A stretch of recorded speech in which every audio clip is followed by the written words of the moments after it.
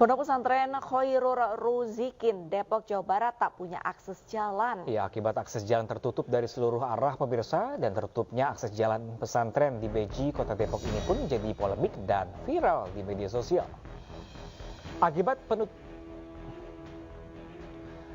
penutupan akses jalan, para santri dan wali murid tidak dapat masuk ke halaman pondok pesantren. Ketua Yayasan Pondok Pesantren Khoirul Ruzikin ini, Ali Murtado, mengatakan berbagai upaya negosiasi telah dilakukan dengan warga sekitar, namun belum juga memiliki titik terang. Alhasil, pertanggal 1 Maret 2024, akses jalan pesantren Khoirul Ruzikin tertutup dari seluruh arahnya. Sementara itu, menurut Ketua RT setempat, akses jalan pesantren tertutup akibat kesalahan pihak pesantren sendiri, di mana pihak pesantren menjual tanah jalannya ke pihak lain dan kini telah menjadi bangunan SMA Negeri 14 Kota Depok. Dari itu kita punya 3 akses pintu. Pintu yang pertama, pintu yang dikasih pinjam, memang akad pertama ada 1 tahun, tapi karena COVID sebagainya, kita dikasih waktu sampai 5 tahun. Dan kita, Masya Allah, Alhamdulillah, terima kasih banyak untuk itu.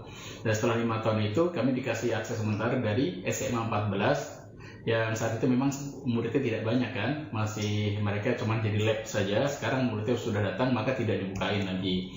Nah, terus kita kasih waktu beberapa bulan dari sisi utara ini, Rawamaya juga, hanya dengan ketentuan kalau mau beli maka dibuka. Kami pengen beli, tapi belinya jalan. Kalau dibeli ya silahkan dibuka, kalau nggak dibeli nggak. Dan dananya nggak kecil, 2,7 miliar. Nah, 10.000 meter persegi itu dimiliki oleh Pak Nasrullah sebagai pembina dari pesantren tersebut. Dibagilah 3 bidang tanah itu, salah satunya 2 bidang tanah ini 4.000 meter persegi menjadi pesantren Khoirul Ruzikin. Sebenarnya akses jalan sudah mereka buat, gitu. Akses jalan sudah mereka buat dari jalan bumi sampai ke pesantren, gitu. Namun entah kenapa pihak pemilik tanah, yaitu Pak Nasrullah itu sendiri, menjual tanah itu sebesar 6.000 meter. Gitu. 6.000 meter persegi itu peruntukan dijual sekarang menjadi SMU 14. Gitu. Seharusnya jika pesantren tidak menjual akses jalan tersebut, tidak akan ada masalah sampai di sini. Gitu. Pemirsa, untuk mengetahui informasi lebih lanjut, kami sudah terhubung dengan rekan kami Iyung Rizky di Pondok Pesantren Khoirul Ruzikin yang terletak di Beji, Depok, Jawa Barat. Selamat siang Iyung, ini sebenarnya apa sih yang menjadi duduk perkara Ponpes ini tidak memiliki akses?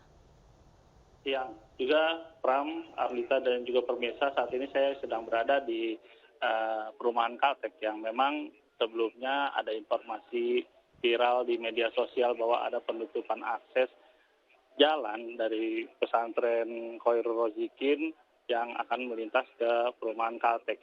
Dari data di lapangan memang kita dapat ketahui memang sempat ada gugatan kepada warga perumahan Kaltek tentang akses jalan. Namun gugatan tersebut sudah menjalani proses sidang dan sudah mendapat putusan inkrah yang dikeluarkan oleh Pengadilan Negeri Depok.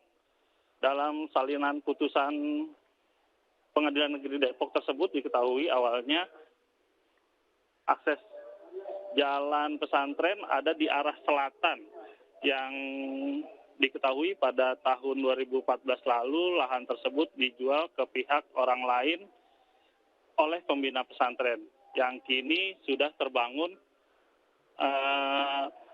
SMA Negeri 14 begitu Pram dan Arlista.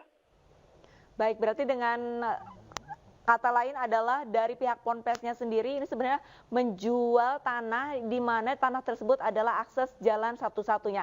Lantas apakah tidak ada diskusi ataupun obrolan lagi bersama warga untuk membuka akses ataupun arah pintu lainnya?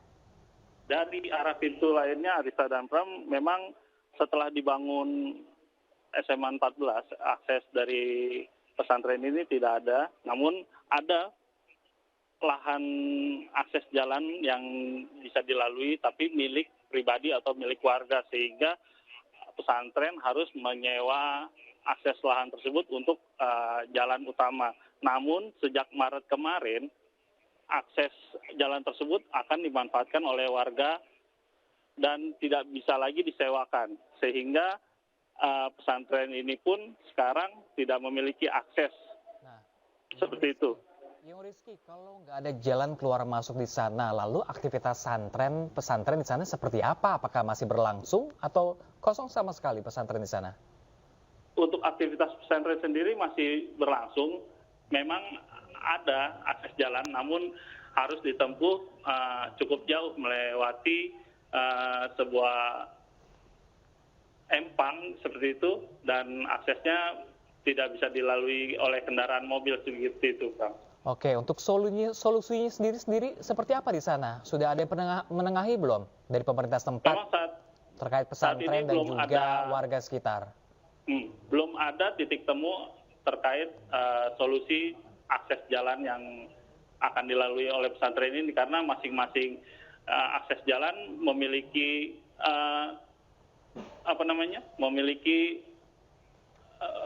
perhitungannya sendiri-sendiri seperti itu, Pram. Iyung, mungkin bisa Anda jelaskan sebenarnya dari pondok pesantren menuju ke jalan utama ataupun jalan besar, berapa meter, Iyung? Untuk akses jalan awalnya dari pesantren menuju jalan yang sebelumnya menjadi SMA 14, kurang lebih sekitar kurang dari 100 meter seperti itu, Arlita. Namun memang sekarang sudah dibangun SMA 14 sehingga akses jalan tersebut sudah tidak bisa dilalui kembali. Ya, rekan Iyung, ini kan kata Anda semua jalur ditutup. Jadi kalau mungkin Anda bisa tunjukkan kepada kami, sebenarnya kalau santri keluar masuk Ponpes dari mana, bisa tunjukkan nggak, Iyung, dari lokasi Anda melaporkan saat ini? Ya, kalau kemarin yang sempat viral, di akses jalan ini, di santri ini lewat jalan yang kini sudah ditembok dan membuat seperti tangga, bisa dilihat seperti tangga yang santri itu melompat ke pagar ini dan menuju akses jalan perumahan Kaltek itu. Dan memang sebenarnya pagar di perumahan Kaltek ini sudah berdiri sejak tahun 80 yang merupakan menurut warga batas dari kelurahan Beji dan Beji Timur seperti itu, Pram dan Arlita. Oke, rekan Iyung, ini kalau hubungan antara pihak pondok pesantren dengan warga sekitar sebenarnya sebelumnya sudah akur apa memang sudah ribut sebelumnya? Sehingga tidak ada jalan, dikasih jalan, sehingga warga sekitar juga sepakat untuk menutup. Hubungannya seperti apa sebenarnya antara penghuni Ponpes dengan warga sekitar di sana? Sebelumnya memang dari warga sedikit mempertanyakan IMB, karena awalnya IMB yang diketahui warga adalah membangun perumahan gitu. Dan ternyata setelah jadinya beralih menjadi pesantren seperti itu, Pram. Baik, terima kasih banyak atas laporannya Iyung Rizky. Semoga baik dari pembina ataupun penghuni dari pesantren dan warga ini mendapatkan titik temu sehingga bisa mempermudah para santrinya ini melalui akses dari pesantren ke jalan akses utama. Terima kasih banyak, Iyung.